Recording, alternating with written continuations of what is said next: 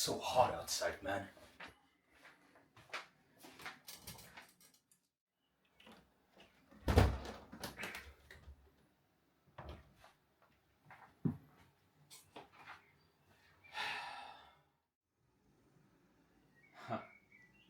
Yeah, that is much better.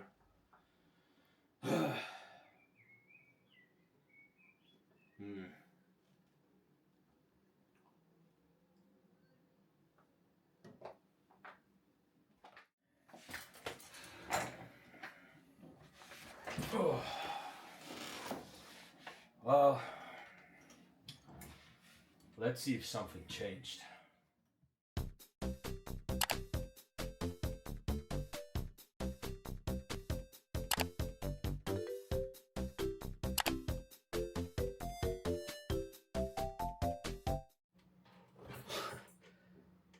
My channel is basically dead.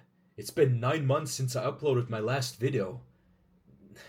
And my channel doesn't even have a proper identity, like... In what should I specialize? Wait.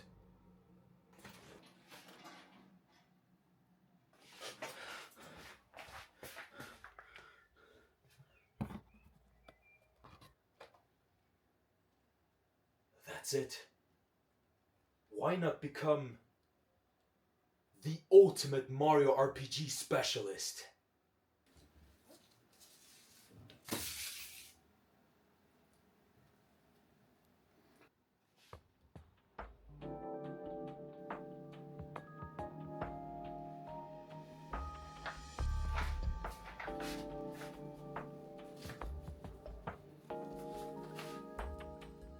Tumigata.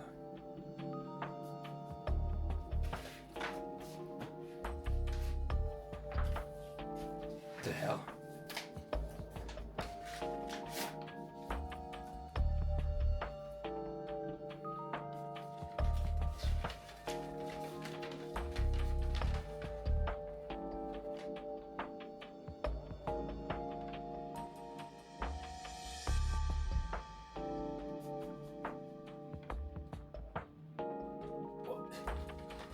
What the? Man, what the hell is that? What the hell? I can't even talk. What the kind of prank is that? Well, not having any of that. Guess I'll have to do it the old-fashioned way then. So without further ado...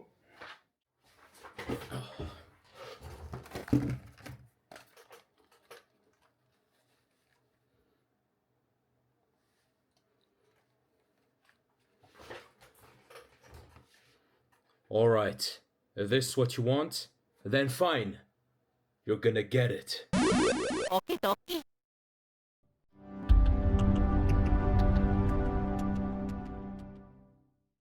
In order to understand how we've gotten to the Mario Luigi series, we need to go all the way back to the year of 1996. It was a very big year for Nintendo, as their brand new console, the Nintendo 64, would see the light of day in Japan before releasing in other parts of the world in 1997.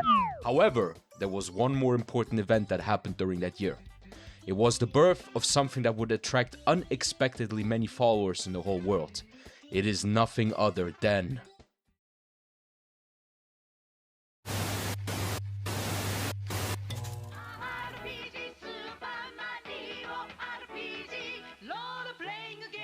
That's right, Super Mario RPG, Legend of the Seven Stars. It was actually Mario's very first outing on an RPG adventure. For those who don't know what I mean by that, it's an acronym and stands for role-playing game. It requires you to jump into the role of a character and go on adventures, meet people, fight monsters on the way, and become stronger by collecting, or for the most part, buy gear while enjoying an interesting plot. It is also common for such games to have side quests that revolve around the world, its characters, and its primary cast, of course. That, at least, is a common thumb rule in an RPG game, or in a story game in general, so to speak. Anyway, the game made a success worldwide when it sold 2.14 million copies in total, which is a very good number for a game that lets the plumber enter in a more niche genre of video games. After the game's release, Nintendo and Squaresoft were in a bit of a standoff with each other as the modern era of gaming at the time shifted from cartridges over to CD-ROMs, which Nintendo wasn't really fond of during that time period of 1995 to 1999. And so both companies ended their lasting cooperation, going both their separate ways, chasing down their own dreams and ambitions. Actually, it wasn't as dramatic as I made it sound like. At the same time though, this was also the era of when a new development team would rise, AlphaDream. It was originally a spin-off company from AlphaStar, a sort of staffing agency that dealt in construction work, also known as Mente, Tomo and I.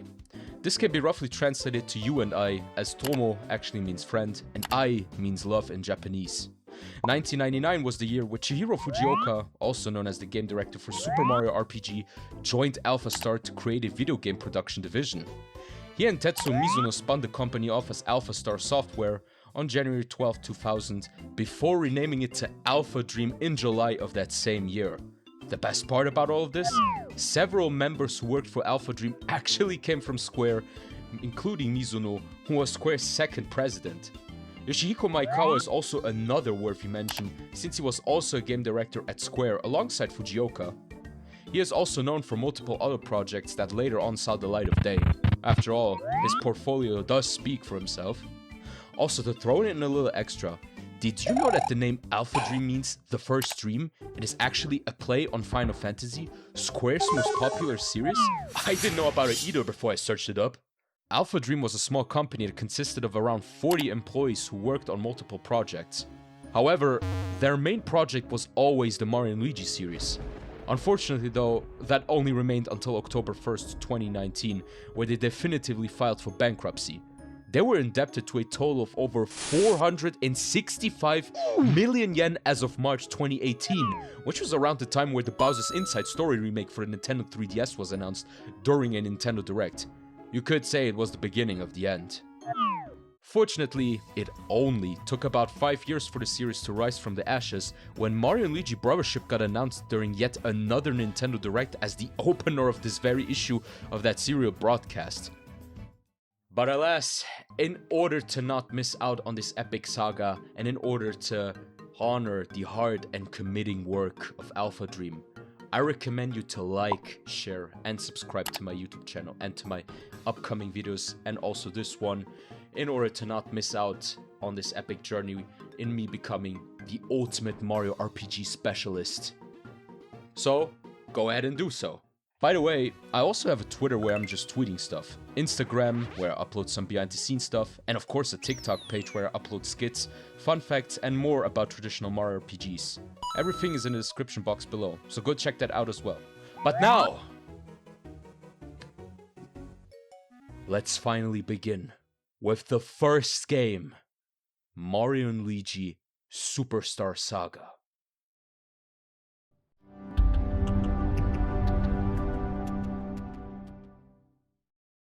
Before we get out to the main plot of the game, I first want to get out some preliminary information.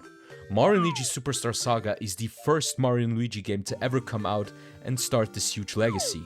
It released on the Game Boy Advance and got several releases over the course of 2 whole decades. It was developed, who would have thought, by AlphaDream and sold 2.50 million copies, making a huge success that led to multiple other entries in the future. But what did the game offer for it to deserve its spotlight? We'll find out now. The game starts fairly simple. We have a cutscene showing us 2 oddly weird individuals entering the Mushroom Palace. Turns out that it is some kind of festivity where the Mushroom Kingdom wants to strengthen its ties with the neighborhood kingdom, the so-called Bean Kingdom, for a better political and diplomatic relationship. A few seconds later, however, Peach's voice is stolen by those 2 individuals who are LARPing, being the ambassadors of the Bean Kingdom. Wait, what? You mean to tell me that the one being kidnapped isn't Peach, but her voice? Like, why would you do that? I mean, are you just happy with the cherry on top instead of taking the entire cake? Like, what is the point? Of course, these questions aren't going to get answered immediately as we jump right to where Mario and Luigi live. In a house.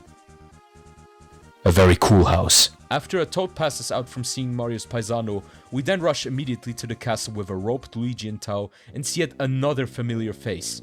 It's Bowser, of course, who is here to kidnap Princess Peach. Usually, this is the moment where Peach is getting kidnapped, but as we all know, plans did in fact change. Since that's the case, Bowser comes at Mario for throwing Luigi onto him, thinking it was on purpose when it really was just an accident. Bowser doesn't care though, and starts to jump Mario. Yo? This isn't like your typical Mario game where you only fight Bowser at the end of the game? That's right. Anyway, it's... showtime!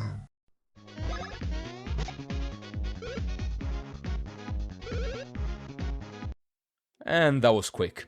After defeating Bowser, he agrees for once to partake on a rescue mission with the Mario Bros for Peach's voice.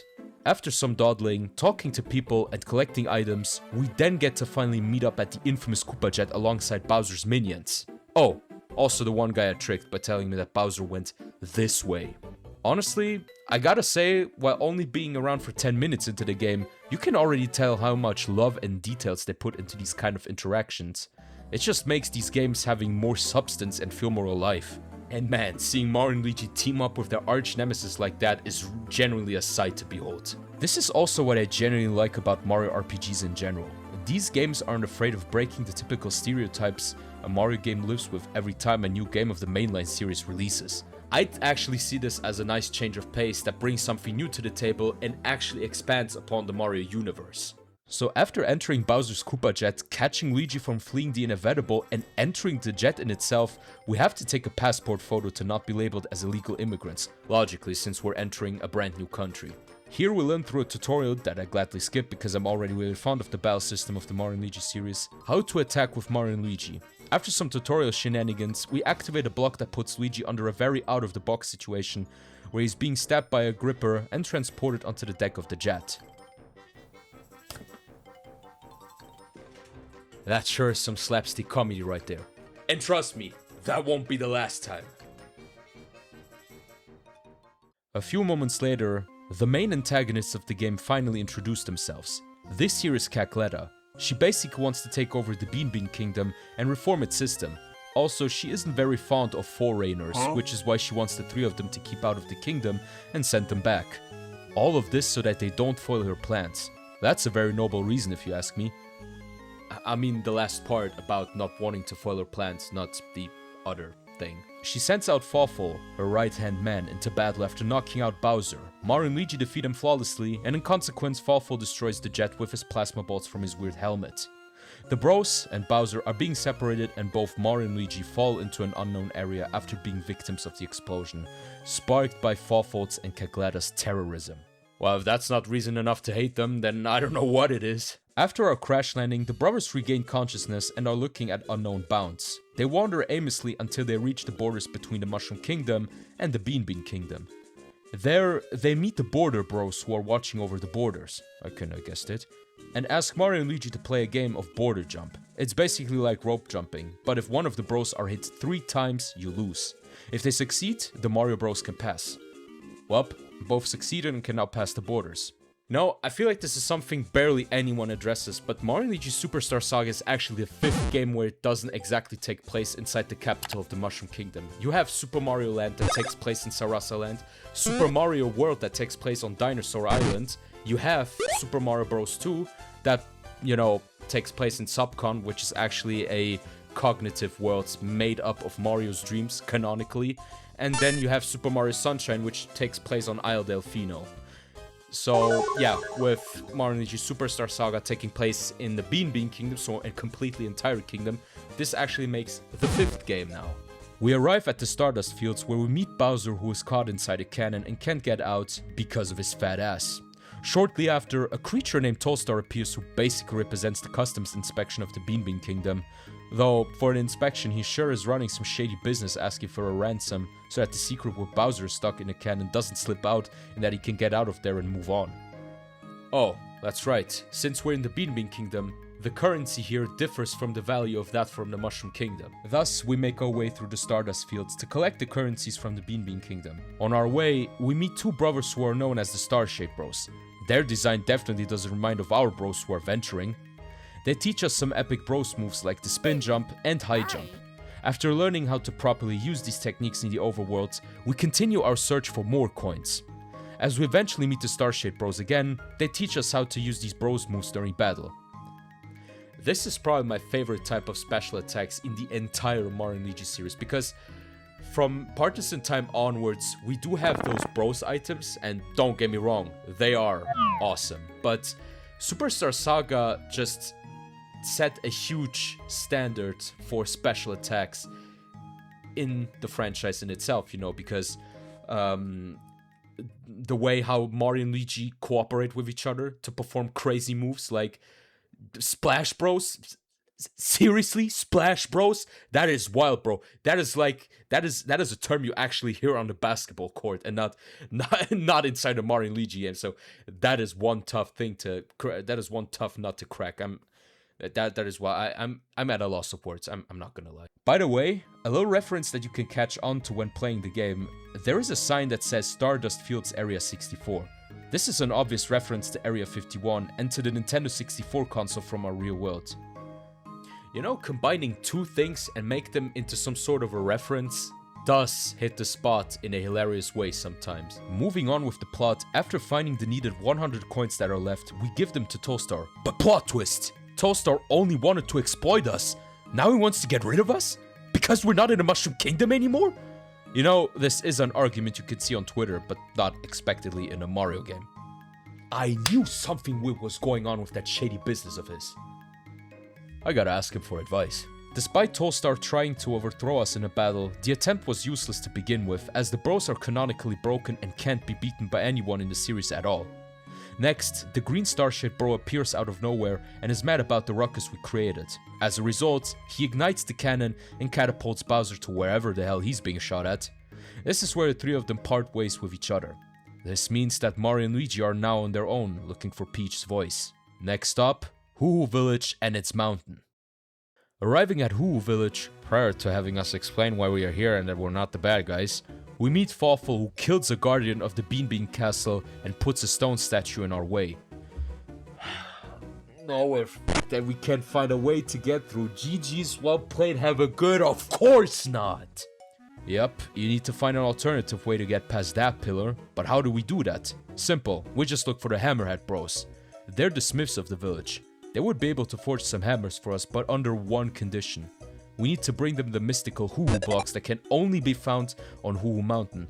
Which ultimately means... Yep. We gotta go fetch some. And honestly, that's a dope-ass mountain we're climbing. Not only does it profit from us using our newly learned techniques that we learned from the Star-shaped bros, but it also allows us to use the environment to move on. For example, you need the high jump in order to create a tornado. By doing that, you need to fill Mario with water and jump on his head. I think that's a really creative way of using the core essence of a location to its fullest, as it causes you to think a bit out of the box, which is usually a thing in the Mario and Luigi series. The game in general has some awesome puzzles to be solved, and it even has some nice reference that we get to see throughout this playthrough. As we get halfway to the top of the mountain, we meet a very quirky statue called the Huhuros. It wants to test if we're up to the challenge of climbing the mountain. The test is split into two parts. The first one being us collecting 10 Hoo-Hoo spirits within 30 seconds, and the second one...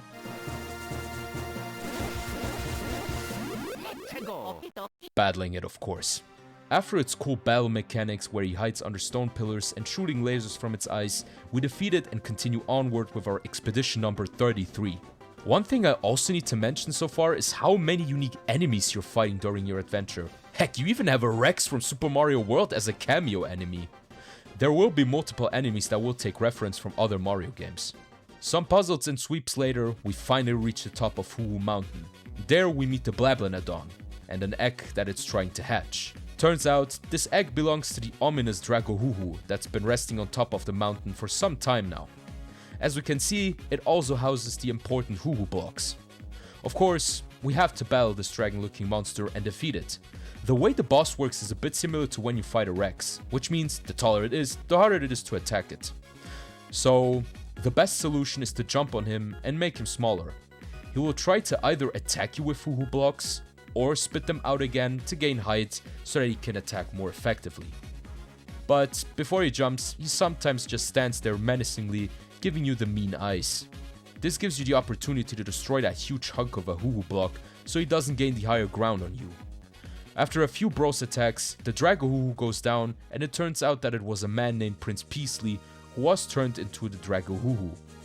He gives us the golden rose as a piece of evidence that we know him, so that we can enter the Bean Bean Castle without any issue. We return to the village and see that the Hammerhead Bros already have the Huhu block in possession, which conveniently fell down the waterfall from the top of the mountain down their chimney.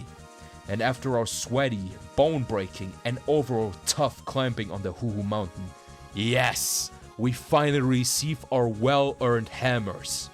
We can destroy boulders, but also whack Mario with it so that he can spit out water out of his mouth. Again, a case of slapstick comedy.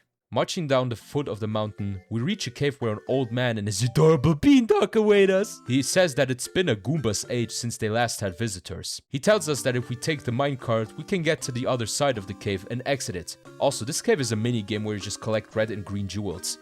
Again, I do wonder why they have the same colors as Mario and Luigi. As we, perfectly mind you, completed the minigame, the old man and Beandog were already on the other side waiting for us. Like, how did they do that? With the power of God and anime on their side? Leaving the cave will make us meet the Hammerhead Bros again, who wouldn't let us continue our journey because they want to teach us how to use our hammers in battle. I generally wanted to skip this tutorial, but for some reason this one wasn't skippable at all. So in the end, I put up with it and we were finally free from the shackles of tutorials, for now, and can finally continue our journey. Thus shall it mark the end of the prologue, where the story now truly starts to unfold.